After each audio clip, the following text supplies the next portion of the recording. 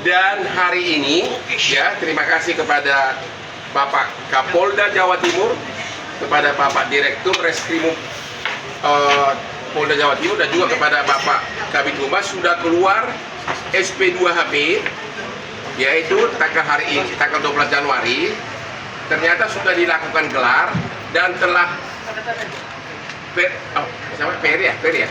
Ferry Irawan sudah ditetapkan sebagai tersangka. Ini dia suratnya nih. Dan dipanggil untuk datang hari Senin ya. Hari Senin. Mudah-mudahan dia menghormati panggilan kepolisian. Sudah ditetapkan sebagai tersangka. Terakhir itu berarti sejak bulan November atau gimana? Silakan. Sejak kapan penderitanya yang kau alami? Yang pasti saya ingin mengucapkan terima kasih sama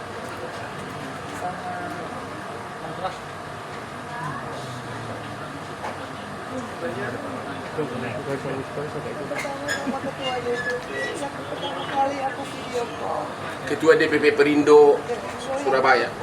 Yang bisa pertama kali aku hubungi adalah ketua DPD yang benar-benar siap dengan berdarah-darah pada saat itu. Kalau enggak, beliau mengangkat telepon aku dan mau apa yang terjadi sama aku. Kedua, aku juga terima kasih sama teman-teman Polres Kediri. Yang dari awal aku belum ada pendamping hukum, aku bikin BAP. Ngadu sendiri, datang sendiri, tertatih-tatih kesakitan. Benar-benar secara profesional aku diproses. Kemudian kepada teman-teman dari Polda Jawa Timur, Bapak Kapolda, semua Bapak, termasuk Bapak Dirmanto, Bapak Tony, Bapak Toto, Bapak Hendra, Bapak Suwancono, Bapak Ibu Masyarakat. Akhirnya aku bisa sebutkan apa yang terjadi hampir 3 bulan yang aku selama ini. Benar-benar aku ingin ngapain dengan siapa, tapi kalau dari rumah dengan ada peristiwa bergerak itu akhirnya aku bisa dengan keluarga aku mengungkapkan bagaimana penderitaan secara psikis dan selama ini aku tidak mempertahankan tahun aku dan bangsa dan sampai baik tidak sama adikku bapakku gimana anakku bagaimana tanggapannya terkait permintaan maaf ini? Kita proses hukum dulu, lihat dulu nanti jawaban dia. Mudah-mudahan dia datang hari Senin, itu aja dulu. Ya, kita belum bisa komentar apapun sekarang. Gugatan cerai bang. Kenapa? Selain upaya hukum lapor pidananya apa yang dilakukan? Katanya pernah kamu telepon saya mau gugat cerai, bener nggak? Saya memang bisa ini betul kekerasan yang sudah cukup. Saya cuma fokus sama pekerjaan saya, sama anak saya, dan insya Allah pulang dari Jakarta saya. Mbak Vera, apakah mengalami trauma hingga saat ini? Saya sangat trauma. Sebetulnya saya sudah dilapakkan diri, saya sudah asal ngelamun, saya sudah ingin mengakhiri, tapi saya nggak mau karena sebagai perempuan saya selalu ingin mempertahankan hak.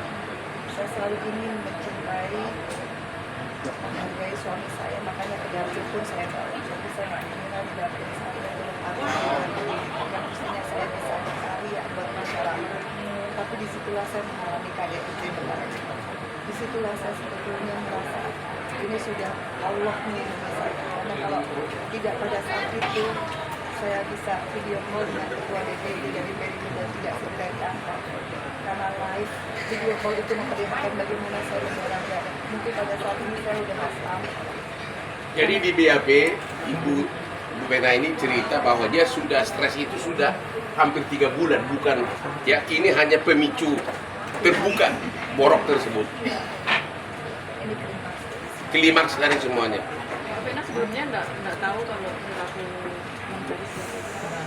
Saya mau tanya, saya kira kamu cinta pertama, ternyata ini sudah wanita yang keberapa dikawinin? Kak berapa? Aku baru satu. Ya jadi rupanya sudah kamu kayak ada cerai baru kamu dikawin yang keempat. Sudah 4 wanita gitu. Apa keempat itu sebelumnya lakukan sama ya? keempat itu diperlakukan Apa pengakuan istri sebelumnya?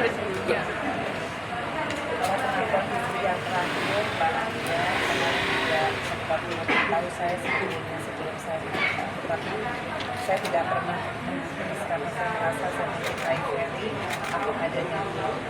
Dan saya menerima segala konsekuensi dari segi pekerjaan dia, dari segi penyakitnya. Apa yang kamu dengar? Tapi kalau dari terakhir dari istri yang terakhir, Mbak Yang keberapa itu? Yang ketiga, yang ketiga, ya? dan dia memang menyebutkan kalau mungkin bisa dilihat dari beberapa tayangan bahwa memang perilaku kasar, verbal, membanting-banting barang, kemudian membanting istri juga itu masalah. Tapi kalau buat saya sekarang, alhamdulillah saya sudah mendapatkan keadilan seperti itu. Saya akan terus berjuang karena saya tidak mau lagi kalau saya aja yang bekerja. Mbak Vena juga berkenan Lanjut.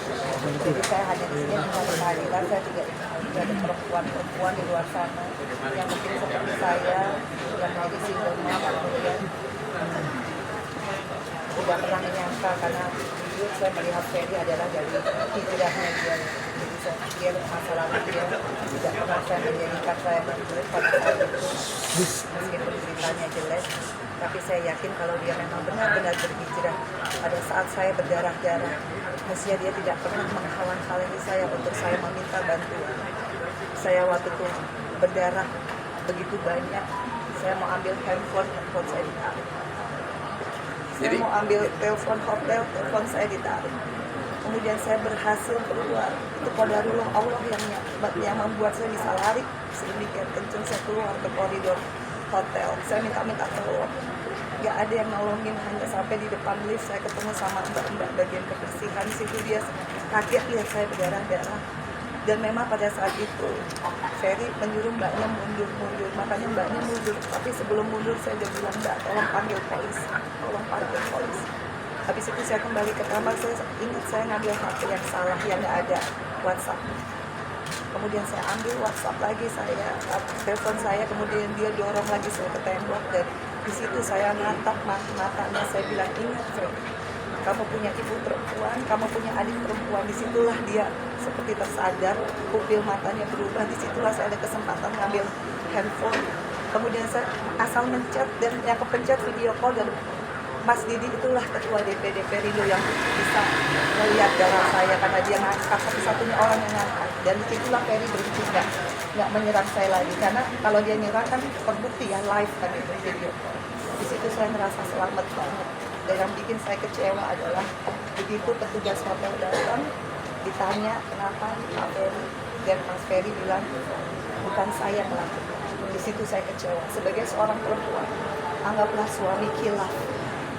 Tapi kalau dia sayang sama istrinya, dia melihat istrinya berdarah-darah, dia tidak akan menghalang-halangi. Kalaupun dia minta tolong ambulans ke dokter, tapi di sini saya dihalang-halangi.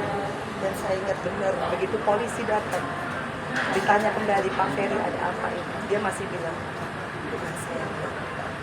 Saya tidak tahu apa di situ.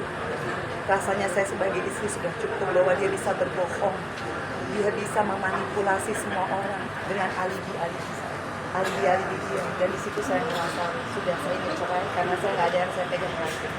Kalau seorang imam sudah bisa berbohong, dia tidak punya prinsip dalam hidupnya, apa yang saya bisa pertahankan. Kecuali saya mencari keadilan di sini di kepolisian.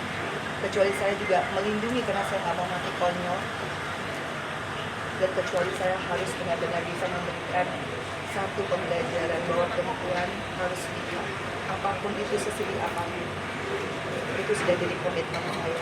Terus ini banyak wartawan nanya ke saya, apa sih penyebabnya? Jadi tolong klarifikasi, apakah benar penyebab pertengkaran itu belakangan ini terutama dia tidak bisa kasih nafkah, dan walaupun tidak kasih nafkah tapi masih ya sangat sering minta hubungan apa itu namanya itu? Aku kurang ngerti hubungan apa itu? Ya. Terus juga mulai cemburu gara-gara dia sudah mau ikut terjun ke politik karena bakal ketemu cowok-cowok yang pakai berlian seperti Hotman gitu loh. Ya, apakah itu? Jadi ada rasa cemburu dan juga dalam keadaan kamu stres sudah begitu, tapi masih tetap mau dong mah gitu ya. Ya, jadi sebetulnya 3 bulan terakhir saya memutuskan kembali ke dunia politik. Ya. Dan disitulah pemicu cemburunya berlebihan.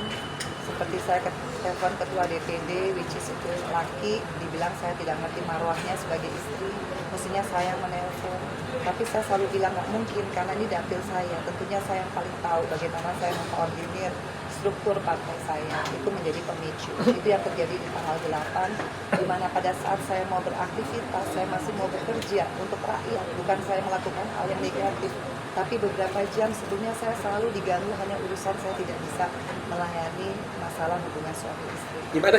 Aku diganggu gimana? Jadi diganggunya memang Diminta gitu. pada perjalanan Jakarta ke Diri 12 jam itu Ya. memang dia sudah menimai bahwa saya minta pacaran. Tapi saya bilang Arti pacaran apa tuh? hubungan suami istri. Oh. Tapi saya sudah bilang sebenarnya 3 bulan terakhir ini dari 9 bulan perkawinan saya sudah tertekan, makanya saya asam lambung.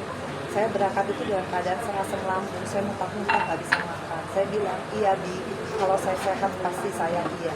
Tapi nggak taunya begitu sampai di Kediri jam 9:30 saya ketiduran karena saya minum obat lambung. Jam 3 memang itu dia berusaha lah Untuk untuk melakukan hubungan itu. suami istri lagi. Tapi saya kan nggak mau, saya tarik lagi karena saya capek. Saya mau kerja besok pagi saya udah janji ke Tulung Agung dengan teman-teman struktur dari masyarakat. Akhirnya saya tarik lagi, pokoknya jam 6 pagi saya bangun, saya dikirim link. Kan begitu, kalau nggak keturutan, ada link-link saya mungkin dulu nggak berhijab pakai baju olahraga, itu disindir lah, inilah dosa jariah, perempuan harusnya nggak begini. Saya terganggu, itu sudah sering kali. Saya bilang, apalagi itu kan saya belum berhijab. Sekarang saya sudah berhijab, nggak mungkin saya melakukan itu, akhirnya kita ribut. Debat, kita ribut, akhirnya itulah. Dia towel semua organ-organ saya, dan dia kasar lah, dia bilang, saya hanya cuma mau ini itu susah banget. Hah? Ya udah begitu memang. Akhirnya saya bilang, saya mau kerja. Akhirnya kita ribut sampai akhirnya dia meluk. Dia kan kalau saya sudah speak up, saya bilang saya harus kerja. Dia meluk, oke saya minta maaf. Habis itu jam 7 saya lagi dandan. Dia minta lagi. Bukan, ada lagi. Saya tutup pintu kamar mandi karena saya mual. Dia kan lagi buang air besar, saya mual. Saya tutup, marah lagi. Kenapa tutup pintu? Makanya saya di rumah kamu juga nggak berani di WC yang sama karena kamu tuh gini, kamu bau aja saya. Ya pokoknya hal kecil. Ya saya merasa udah capek, saya ini hanya mau kerja. Tapi ya itulah jadi pemicu sampai akhirnya berantem terus. Sampai akhirnya saya histeris banget. Karena saya merasa saya mau kerja itu susah. Saya kira cukup. Cukup ya? Cukup. Jadi sekali lagi klien saya Ibu Vena dan saya mengucapkan terima kasih kepada Bapak Kapolda Jawa Timur, juga kepada Bapak Direktur Reskrimum Polda Metro Jaya, kepada Bapak Kabid Humas Pak Dirmanto, dan juga kepada Pak Wacono ya, dari tim penyidik yang telah menetapkan saudara terlapor Ferry sebagai tersangka mulai tanggal 12 Januari dan akan dipanggil hari Senin. Cukup sekian ya. Terima kasih. Apa? Bisa aja sini.